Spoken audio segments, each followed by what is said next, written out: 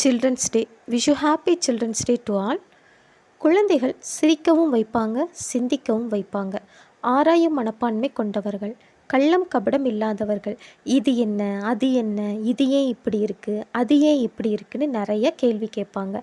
இன்றைய குழந்தைகள் நாளைய தலைவர்கள். குழந்தைங்களோட வாழ்க்கையில் முக்கிய பங்கு வகிக்கிறதுனா பேரண்ட்ஸ், டீச்சர்ஸ், சொசைட்டி. பேரண்ட்ஸ் குழந்தைங்களோட வாழ்க்கையில் எவ்வளவு முக்கியத்துவம் வாய்ந்தவங்க அப்படின்றத ஒரு உதாரணம் மூலமாக பார்க்கலாம். புகழ்பெற்ற கண்டுபிடிப்பாளர்களில் ஒருவரான தாமஸ் ஆல்வா எடிசன் தனது பள்ளி பருவத்தில் பாடசாலையை விட்டு வெளியே வந்து ஒரு கடிதத்தை தன் தாயிடம் கொடுக்க, அதை வாங்கி படித்ததும் தன் தாயின் கண்களிலிருந்து கண்ணீர் கொட்டுவதை கண்ட எடிசன் அதில் என்ன எழுதப்பட்டிருக்கிறது என கேட்க, அதற்கு அவருடைய தாய் எடிசனை நோக்கி சத்தமாக, உங்கள் மகன் ஒரு சிறந்த புத்திசாலி, அவர் கொண்டிருக்கின்ற திறமைகளுக்கும் ஆற்றல்களுக்கும் எங்கள் பாடசாலையில் வளங்கள் இல்லை, ஆகவே அவருக்கேற்றவாறு வேறு பாடசாலைகளில் சேர்த்து விடுங்கள் என்பதாக வாசித்து காட்டினார்.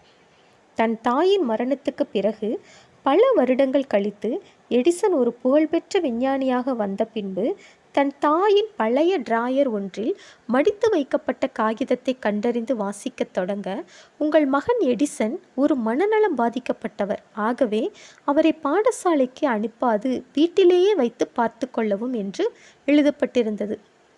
அந்த காகிதம்தான் தன் பள்ளி பருவத்தில் ஆசிரியர் தன் தாய்க்கு கொடுத்து அனுப்பிய கடிதம் என்பதை உணர்ந்த எடிசன் அதனை வாசித்து முடித்து கண்ணீருடன் தன் டைரியில் மனநலம் பாதிக்கப்பட்டிருந்த சிறுவன் தாமஸ் ஆல்வா எடிசன் நூற்றாண்டின் ஒரு சிறந்த விஞ்ஞானியாக மாற்றியது ஒரு தாயின் அளவு கடந்த பாசமும் நம்பிக்கையுமே என்று எழுதி வைத்தார். 1லிருந்து 5ஆம் வகுப்பு வரை இருக்கிற குழந்தைங்களை நம்ம வணைஞ்சு கொள்ளலாம். இப்போ டீச்சர்ஸ், பேரண்ட்ஸ் 2 பேருமே சேர்ந்து குழந்தைங்களுக்கு அட்டென்ஷன் கொடுக்கும்போது கண்டிப்பாக அந்த குழந்தைங்க தன்னோட வாழ்க்கையில் முன்னேற்றங்களையும் வெற்றிகளையும் அடைவாங்க. விதையை விதைச்சிட்றோம், அந்த விதை விருட்சமாக வளர்கிறதுக்கு சூரிய ஒளி, காற்று, நீர் இதெல்லாம் காரணமாக இருக்கிறது போல் ஆசிரியர்களும் பெற்றோர்களும் குழந்தைங்களுக்கு அட்டென்ஷன் கொடுக்கும்போது கண்டிப்பாக நாளைய நல்ல தலைவர்களை நம்மளால் உருவாக்க முடியும். 1 to 12th வரைக்கும் இருக்கிற எல்லா குட்டீஸ்க்கும் நான் சொல்கிறது என்ன அப்படின்னா, நல்லா படிங்க, புரிஞ்சு படிங்க, டவுட்ஸ்லாம் கிளியர் பண்ணிக்கோங்க. எதுவுமே நம்மளால் முடியாதுன்னு கிடையாது. மனம் இருந்தால் மார்க்கம் உண்டு. நாளைக்கு காலையில் எழுந்திரிச்சு ஒரு 3 மணிக்கு ஒரு கல்யாணத்துக்கு போகணும், இல்லை ஃப்ரெண்டு வீட்டுக்கு போகணும், இல்லை நமக்கு பிடிச்ச விளையாட்டு விளையாட போகணும்னா கண்டிப்பாக 3 மணி என்ன 2 மணிக்கே எழுந்திரிச்சிருவீங்க. அதுக்கு காரணம் என்ன? நம்மளோட மனசு.